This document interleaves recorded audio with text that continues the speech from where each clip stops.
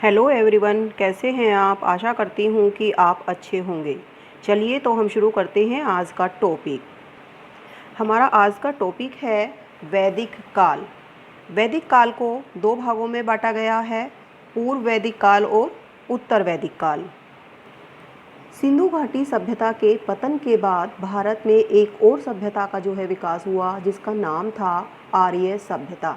ये जो सभ्यता थी ये लगभग 1500 ईसा पूर्व जो है शुरू हुई थी और लगभग 600 ईसा पूर्व तक रही थी। इसी काल को वैदिक सभ्यता, ऋग वैदिक काल भी कहा गया है। अब इसे हम दो खंडों में बांट सकते हैं। जो हमारा मैंने बताया था आपको, जो है ये दो भागों में बांटा गया, ऋग वैदिक काल और उत्तर वैदिक काल। यानी इसको ऋग वैदिक काल भी कहा गया, जिस समय केवल एक ही वेद की रचना हुई थी, जिसका नाम है ऋग्वेद।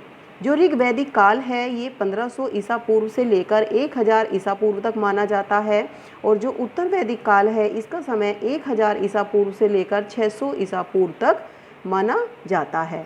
तो इनको हम अलग अलग दो भागों में ही जो है यहाँ पर इसका वर्णन करेंगे। सबसे पहले हम चलेंगे ऋग वैदिक काल की ओर। तो जो ऋग वैदिक काल है यह पूर्व वैदिक काल भी कहलाता है। इस समय जो वैदिक सभ्यता थी वो मूलतः ग्रामीण सभ्यता थी, यानी पूरी तरह से जो लोग थे वो ग्रामीण जीवन शैली जो है जीते थे। ऋग वैदिक काल का जो समाज का आधार था मुख्य, वो परिवार ही था, और जो परिवार होते थे वो पितृसत्तात्मक होते थे। आर्यों का जो आर्थिक जीवन चलता था मुख्य रूप से कि उनकी आमदनी या उनकी आय के साधन क्या थे, तो वो थे व्यवसाय, कृषि एवं पशुपालन। इन तीन चीज़ों के आधार पर जो है आर्यों का जीवन चलता था। कृषि योग्य भूमि जो होती थी उसको उर्वरा तथा क्षेत्र कहा जाता था। यानी ऋग वैदिक काल में जिस भूमि पर खेती की जाती थी उसे उर्वरा कहा जाता था, यानी यह क्षेत्र कहा जाता था या फिर उर्वरा कहा जाता था। जो वेदों के संकलन करता हैं वो थे महर्षि कृष्णद्वैपायन वेद व्यास। वेदों को संहिता भी कहा जाता है। वेदों का एक नाम श्रुति भी है, यानी सुनने के आधार पर, यानी कि जो सुनकर के लिखे गए, ठीक है। यानी देवताओं की स्तुति में जो भी वर्णन किया गया उसको सुनकर के जो लिखे गए वो आपके वेद कहलाते हैं। जो सबसे प्राचीन वेद है वो ऋग्वेद है, और इस वेद में वैदिक देवताओं की स्तुति की गई है। अब बात आती है कि जो वैदिक सभ्यता है वो कहाँ पर उसका विकास हुआ। ऐसा माना जाता है कि जो आर्य लोग थे वो यहाँ के मूल निवासी नहीं थे, ये कहीं और से आए थे, और सबसे पहले ये आकर के जहाँ बसे थे वो था सिंधु प्रदेश, यानी सप्त सैंधव प्रदेश। इसको सप्त सैंधव प्रदेश क्यों कहा गया, क्योंकि यह जो प्रदेश था यह 7 नदियों से सिंचित था। यानी यहाँ इसमें आसपास जो है जो ज़मीन थी उसमें 7 नदियों का पानी जो है आता था, यानी 7 नदियों द्वारा सिंचाई होती थी। वो नदियाँ जो थी मुख्य रूप से वो कौन कौन सी थीं? सतलुज, व्यास, रावी, चिनाब, झेलम, यमुना व सिंधु। ये 7 नदियाँ थीं जो कि इस क्षेत्र को सिंचित करती थीं, और क्योंकि यहाँ की भूमि जो थी वो बहुत उपजाऊ थी तो ये लोग जो थे वो यहीं पर आकर के जो है बस गए थे, और इस सभ्यता का विकास भी जो है वो इसी क्षेत्र में हुआ था। ऐसा माना जाता है कि आर्यों के आगमन के समय जो है यहाँ पर द्रविड़ लोग निवास करते थे, और क्योंकि इस समय में जो वैदिक सभ्यता थी, यानी जो वैदिक काल था, इस समय में लोहे का आविष्कार हो गया था, और जो आर्य लोग थे ये लोहे के जो उपयोग से परिचित थे, और इन्होंने जो लोहे के हथियार थे उनके द्वारा यहाँ के लोगों को जो है हरा कर और यहाँ पर जो है अपना अधिकार कर लिया था। अब आता है कि आर्य शब्द का अर्थ क्या है। आर्य शब्द जो थे, आर्य लोग जो थे ये बहुत ही योग्य, श्रेष्ठ, वीर और लड़ाकू जाति थी, इसलिए आर्य शब्द का अर्थ माना जाता है योग्य, श्रेष्ठ और वीर। आर्यों की जो भाषा थी वो थी संस्कृत। तो आपने देखा कि इस समय में जो भी ग्रंथ लिखे गए वो सभी संस्कृत भाषा में लिखे गए थे। वो इसीलिए क्योंकि यह आर्यों ने लिखे थे और आर्यों की जो मूल भाषा थी वो जो है संस्कृत थी। और आर्यों का जो मूल निवास माना जाता है वो आल्प्स पर्वत माना जाता है, जो कि वर्तमान में यूरेशिया, यूरोप प्लस एशिया कहलाता है। भारत में जो आर्यों की जानकारी है वो हमें ऋग्वेद ग्रंथ से जो है प्राप्त होती है, जो हिंदू यूरोपीय भाषाओं का सबसे पुराना ग्रंथ माना जाता है। यानी कि हिंदू यूरोपीय भाषाओं का सबसे पुराना ग्रंथ कौन सा है, वो है ऋग्वेद। आयुर्वेद को ऋग्वेद का उपदेश भी माना जाता है। ऋग्वेद के टाइम में जो माना जाता है कि जो सबसे पवित्र नदी थी वो थी आपकी सरस्वती। और वैसे आज के समय में देखें हम तो सरस्वती नदी जो है हमें कहीं भी देखने को नहीं मिलती है, ये पूरी तरह से जो है इस समय ख़त्म हो गई है। तो उस समय की जो पवित्र नदी थी वो सरस्वती मानी जाती है, यानी कि वैदिक काल की जो पवित्र नदी मानी जाएगी वो मानी जाएगी सरस्वती। वैदिक सभ्यता को लोहकालीन सभ्यता के अंतर्गत जो है हम मानते हैं। जैसे कि इससे पहले आपने और सभ्यताएं पढ़ी थी, वो सारी क्या थी, कांस्यकालीन सभ्यताएं थी। लेकिन जो हमारी वैदिक सभ्यता है यह लोहकालीन सभ्यता कही जाती है। अब हम बात करते हैं पूर्व वैदिक काल की, यानी हमें दोनों कालों का अलग अलग वर्णन करना होगा। तो जो पूर्व वैदिक काल था उसमें मुख्यतः जो लोग रहते थे वो कबीलों और बस्तियों में रहते थे, और जो बस्तियां थीं वो वैदिक जन कही जाती थी। वैदिक जन यानी सामाजिक संगठन की सबसे बड़ी इकाई। अब जो सामाजिक संगठन था उसकी सबसे छोटी इकाई थी कुल, और जो कुल का मुखिया होता था वो कहलाता था कुलपति या गृहपति। ठीक है, तो इस समय जो सामाजिक संगठन की सबसे छोटी इकाई थी वो थी कुल, और जो सबसे बड़ी इकाई थी वो थी जन। और जन का जो अधिकारी होता था या जन का जो सबसे बड़ा मुखिया होता था वो राजा, पोक्ता या राजन कहा जाता था। इस समय राजनीतिक व्यवस्था को बनाए रखने के लिए दो संस्थाएं बनी हुई थीं, जो थीं सभा और समिति। ऋग्वेद में इन दोनों को राजा की दो पुत्रियां भी कहा गया है। इस समय का जो समाज था वो दो भागों में बटा हुआ था, आर्य और अनार्य। आर्य लोग जो थे ये अपने आप को अधिक महत्व देते थे। जो आर्य लोग थे ये गोरे वर्ण के होते थे, और जो अनार्य थे ये श्याम वर्ण के होते थे। तो जो गोरे वर्ण के लोग थे वो स्वयं को ही आर्य मानते थे और श्याम वर्ण के लोगों को अपना दास बनाकर रखते थे, यानी इस समय में दास प्रथा भी जो है प्रचलित थी। अब आती है इस समय के वस्त्रों की बात। इस समय भी जो है जैसे कि आपने सिंधु घाटी सभ्यता में पढ़ा था, सभी प्रकार के वस्त्रों का प्रचलन चल गया था। तो इस समय लोग जो है धोती, शाही अंगरखा, चोली, चादर, ओढ़नी, पगड़ी आदि सूती और ऊनी सभी प्रकार के वस्त्रों का प्रयोग करते थे। लेकिन इस समय वस्त्रों कुछ एक वस्त्र ऐसे रहे हैं जिनको कि कुछ प्रमुख नाम दिया गया है, जैसे कि धोती को नीवी कहा जाता था, और जैसे कि पगड़ी को ऊष्णी कहा जाता था। आपके एग्ज़ाम में कई बार ये प्रश्न पूछा भी गया है, इसलिए आपको अच्छे से ध्यान देने की बात है कि धोती को नीवी कहा जाता था और पगड़ी को ऊष्णी कहा जाता था। इस समय राजा अपनी प्रजा से कर के रूप में जो धनराशि इकट्ठी करता था उसको बलि कहा जाता था। तो ये था पूर्व वैदिक काल का वर्णन। अब चलते हैं उत्तर वैदिक काल की ओर। उत्तर वैदिक काल जो है इसका समय 1000 ईसा पूर्व से लेकर के 600 ईसा पूर्व तक माना जाता है। और क्योंकि उत्तर वैदिक काल में जो आर्य लोग थे उन्होंने संपूर्ण उत्तरी भारत पर अपना अधिकार कर लिया था, और जो इनके साम्राज्य के मुख्य केंद्र बिंदु थे वो थे कुरुक्षेत्र, दिल्ली, उत्तर प्रदेश, बिहार और मध्य प्रदेश आदि। यानी एक तरह से देखो संपूर्ण भारत पर इन्होंने जो है अधिकार कर लिया था। इस समय की जो राजनीतिक व्यवस्था है वो भी बहुत अच्छी हो गई थी, और इस समय जो राजा होता था उसको सम्राट, अधिराज, राजाधिराज, विराट, एकराट आदि भी कहा जाने लगा था। और इस समय के जो राजा थे वो यज्ञों पर बहुत ध्यान देते थे। तो इस समय में जो है बहुत से यज्ञ जो है प्रचलित हो गए थे, जिनको जो है महायज्ञ कहा जाता था। यानी महायज्ञ जिन यज्ञों को करने के लिए 17 पुरोहित और राजकुल के व्यक्ति जो है होते थे वो महायज्ञ कहलाते थे। ऐसे 4 महायज्ञ थे जिनमें कि राजसूय यज्ञ, वाजपेय यज्ञ, अश्वमेध यज्ञ और अग्निष्टोम यज्ञ, 4 यज्ञ जो है बहुत ही प्रमुख थे। पहला है राजसूय यज्ञ। यह जो है एक राजकीय संस्कार होता था, यानी कि जब राजा को सिंहासन पर बिठाया जाता था तो उस समय जो है राजसूय यज्ञ किया जाता था। दूसरा है वाजपेयी यज्ञ। यह जो यज्ञ था यह सूर्य प्रदर्शन और प्रजा के मनोरंजन के लिए जो है किया जाता था और यह लगभग 17 दिनों तक चलता था। तीसरा है अश्वमेध यज्ञ। अश्वमेध यज्ञ जो था यह एक तरह से घोड़े की बलि देने वाला एक यज्ञ था। यह 3 दिनों तक चलता था और इसमें घोड़े का अभिषेक करके 1 वर्ष के लिए उसे स्वतंत्र विचरण करने के लिए छोड़ दिया जाता था। और यह जो घोड़ा था यह चल कर के जो है पूरे सारे राज्यों से गुजरता था। अगर कोई राजा अश्वमेध यज्ञ करने वाले राजा से युद्ध करना चाहता था या उसे पराजित करना चाहता था तो ही इस घोड़े को पकड़ता था, अन्यथा कोई भी इस घोड़े को नहीं पकड़ता था। इसके अलावा चौथा है अग्निष्टोम यज्ञ। यह यज्ञ जो था वो देवताओं को प्रसन्न करने के लिए अग्नि में पशु बलि जो है देने के लिए किया जाता था और यह यज्ञ 1 दिन तक चलता था। इस यज्ञ में मदिरापान भी किया जाता था जिसको कि सोमरस कहा जाता था। इस समय समाज में 8 प्रकार के विवाहों का भी जो है प्रचलन था। जो सबसे पवित्र विवाह माना जाता था वो था ब्रह्म विवाह।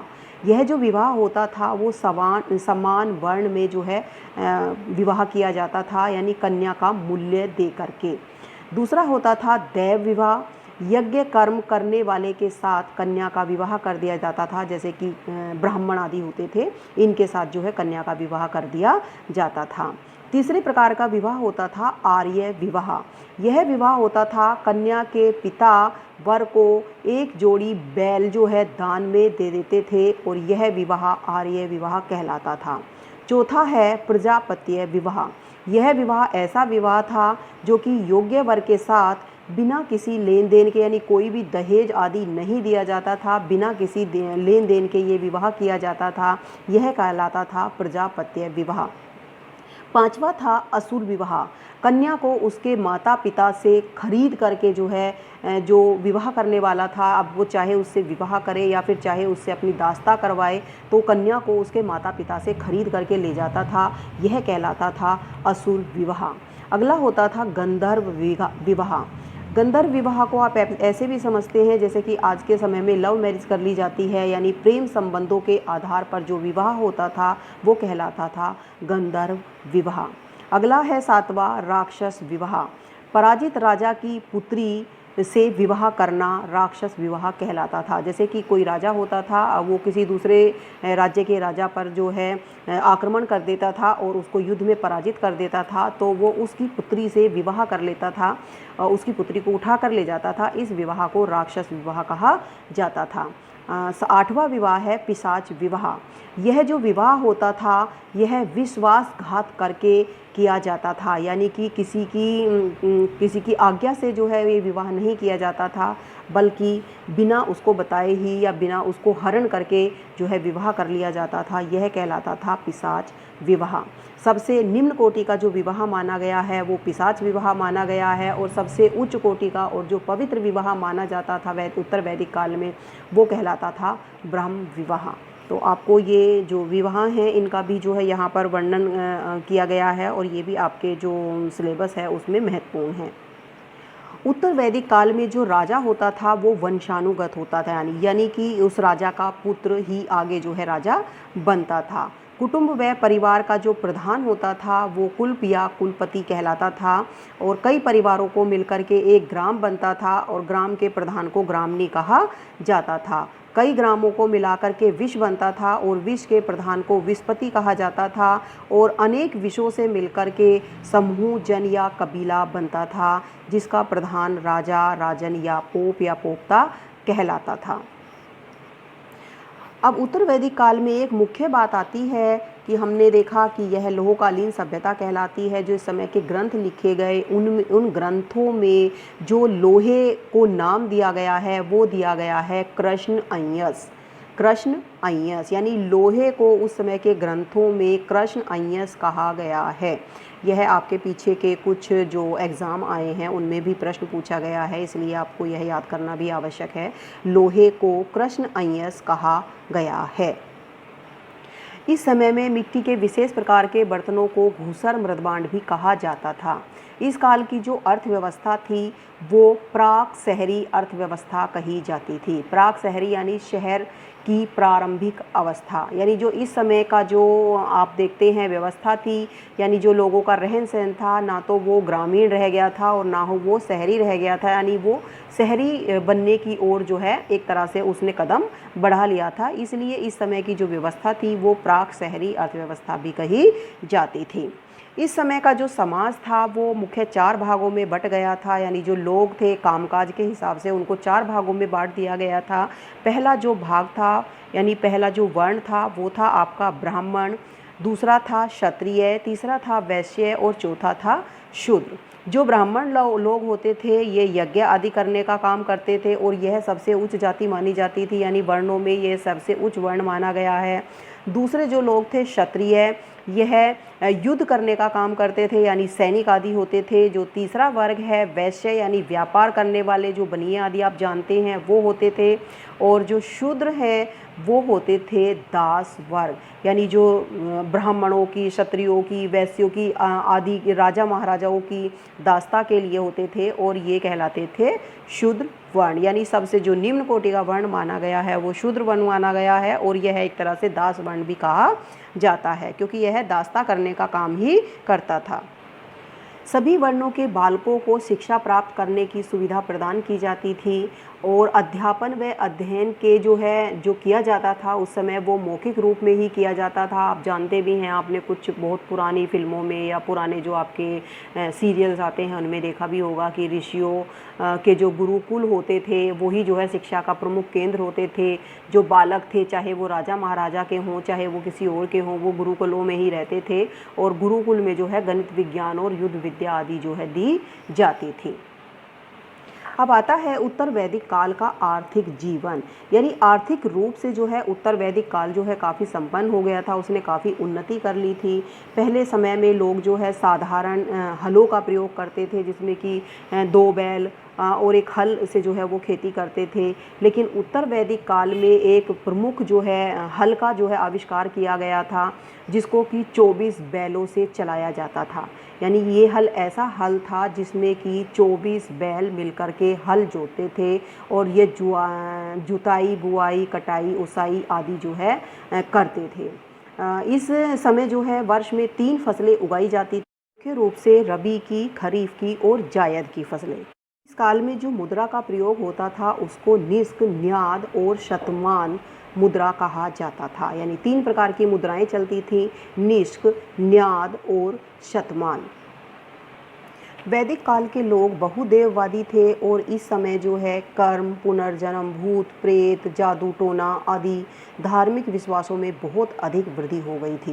यानी जो ये समय है ये बहुत ही जो है ऐसा जटिल हो गया था। इस समय के जो कर्म कांड हैं वो बहुत ही जटिल हो गए थे और जिसकी वजह से जो है जो आम जनता थी वो बहुत ही अधिक परेशान हो गई थी। इस समय के जो लोग थे उनके लिए धर्म कर्म आदि जो है करना बहुत ही मुश्किल हो गया था, यानी जैसे यज्ञ आदि करवाना जिसके लिए बहुत अधिक खर्च लगता था, जिसकी वजह से ये इस सब को जो है वहन नहीं कर पाते थे। और इस समय जो लोगों की दशा थी वो बहुत ही अधिक जो है यानी धर्म से रिलेटेड जो चीज़ें थी उनसे लेकर के बहुत ही जो है उनकी दशा खराब हो गई थी। जैसे कि हमने पीछे पढ़ा, इस समय समाज को जो है 4 वर्णों में बांट दिया गया था, जो हमने आपको 4 वर्ण बताए थे। तो वैसे ही इस समय में जो मानव जीवन था यानी उसको भी 4 भागों में बांट दिया गया था, यानी मनुष्य को जीवन किस प्रकार से जीना है। मानव जीवन से संबंधित 4 आश्रम बताए गए हैं। पहला ब्रह्म आश्रम, ब्रह्मस्थ आश्रम, तीसरा है गृहस्थ आश्रम, चौथा है वानप्रस्थ आश्रम, तीसरा है वानप्रस्थ आश्रम और चौथा है संन्यास आश्रम। जो ब्रह्मस्थ आश्रम होता है यह वो आश्रम होता है जो कि व्यक्ति जिस समय शिक्षा ग्रहण करता है आश्रमों में रह कर के जो है बाकी उसे किसी और चीज़ से कोई मतलब नहीं होता है। और जो इसमें आयु मानी गई है वो लगभग मतलब जब यह 3 या 4 साल का बच्चा जो है शिक्षा ग्रहण करने के लिए गुरुकुल में प्रवेश करता है तब से लेकर के 25 वर्ष तक की आयु को ब्रह्मस्थ आश्रम के अंतर्गत माना जाता है। दूसरा है गृहस्थ आश्रम, यानी जब वो शिक्षा प्राप्त कर लेता है उसके बाद 25 साल से लेकर के लगभग 50 साल तक वो गृहस्थ आश्रम में अपना जीवन निर्वाह करता है। ये आश्रम जो है गृहस्थ आश्रम कहा जाता है। तीसरा है वानप्रस्थ आश्रम। वानप्रस्थ आश्रम यानी 50 साल से लेकर 75 साल तक की आयु जो है ये वानप्रस्थ आश्रम के अंतर्गत आती है, जिसमें कि जो मनुष्य है वो वनों में निवास करता है और कंद मूल फल आदि जो है खाता है। जैसे कि आपने देखा कि गुरुकुल बने होते थे जो कि वनों में बने होते थे, और गुरुकुल में उनके जो बच्चे होते थे वो भी, उनकी जो पत्नी होती थी गुरु की वो सब वनों में ही निवास करते थे और जो बहुत ही सादा जीवन व्यतीत करते थे, कंद मूल फल आदि जो है खाते थे, गाय आदि को पालते थे। तो ये जो समय है ये वानप्रस्थ आश्रम कहा जाता था। चौथा है संन्यास आश्रम। संन्यास आश्रम यानी कि जो आपकी 75 साल से ऊपर की जब आयु हो जाती थी उस समय जब आपका जो शरीर था वो थोड़ा क्षीण होने लगता था, तो यह माना जाता था कि इस समय मनुष्य को जो सारे मोह माया से निकल कर के भगवान की सेवा में चला जाना चाहिए, यानी ईश्वर की तरफ जो है ध्यान लगाना चाहिए, और इस आश्रम को जो है संन्यास आश्रम कहा गया। यानी 75 साल से आगे व्यक्ति जितने समय तक भी जीवित रहता है यह संन्यास आश्रम कहलाता है, और इस समय यह पूरी तरह से जो है सारी मोह माया को छोड़कर केवल भगवान में ही विलीन हो जाता है। अब आता है कि इस समय में कौन कौन से ऐसे महान ग्रंथ लिखे गए जिनको कि हम याद करते हैं। सबसे पहले मैंने आपको बताया था पूर्व वैदिक काल में एक ही वेद की रचना हुई थी जिसको ऋग्वेद कहा गया, बाकी के 3 वेदों की रचना उत्तर वैदिक काल में हुई थी। उत्तर वैदिक काल में ही आपकी रामायण महाभारत जैसे महाकाव्यों की रचना भी हुई थी।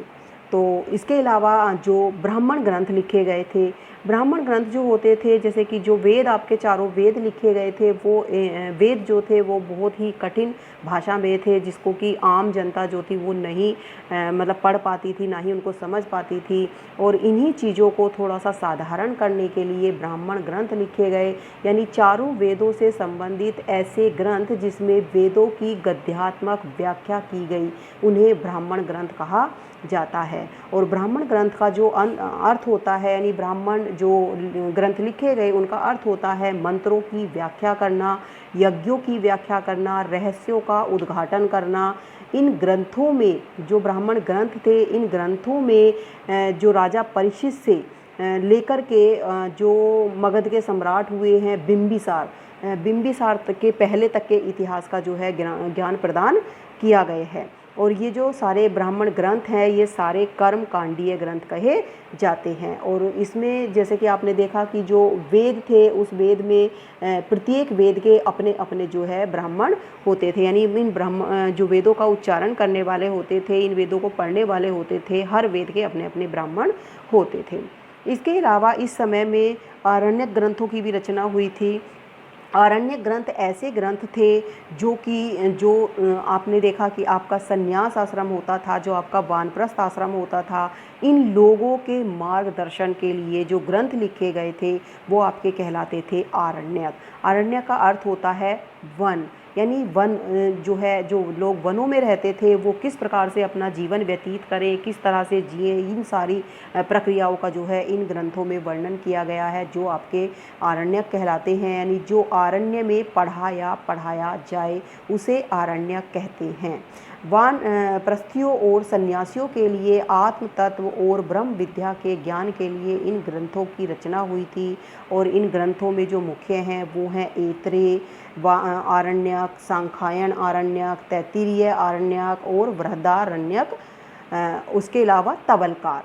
तो ये सारे आरण्यक जो है लिखे गए थे। तो ये था हमारा आज का जो टॉपिक था वैदिक काल। ये पूरा वैदिक काल का वर्णन था। आशा है कि आपको अच्छे से समझ आ गया होगा। फिर मिलेंगे। धन्यवाद।